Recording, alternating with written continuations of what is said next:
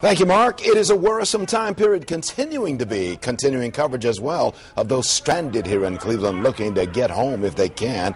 This is cell phone video showing just how heated things got.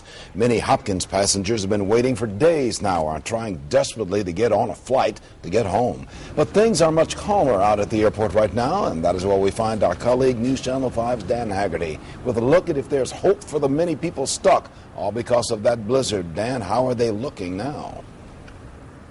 Well, Leon, the word canceled on the big board has been replaced for the most part with the word delayed, which is definitely giving people flying out of Cleveland Hopkins here a little bit of hope. Two very important words for people taking to the skies: on time, especially for people heading to snow-covered cities like Philadelphia.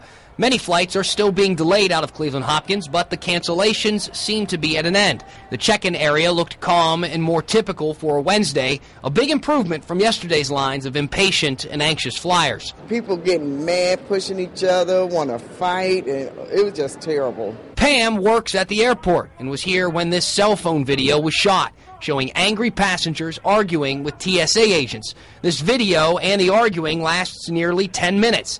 The mood from passengers and co-workers is obvious. It's active for the workers, too. Very stressful. How so? I'm ready to go home now and soak my feet for real, because they are hurting. Meanwhile, the Shaws want to get off their feet and onto an airplane. Their flight to Florida was delayed about an hour. If we had it to do over again, we'd have called ahead and found out. Well, some passengers and families missed the delays by just hours, something that actually disappointed Lori McCulloch. I was praying for it to happen, yes. Her son, Ian, flew back home today to his home of 3 years in Spain. I called this morning hoping that, that there was the snow continued and there was a delay. You see the airfield down here, Continental planes taxiing.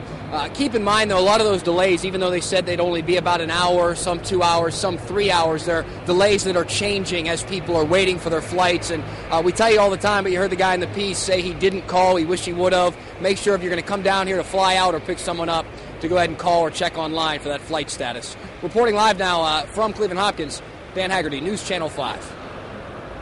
Thank you, Dan. In the meantime, in New York, residents are anxious as streets are still clogged and entire New York area neighborhoods are snowed in. You can see here some Brooklyn roads still have more than a foot of snow on them, and accidents still need to be cleared away.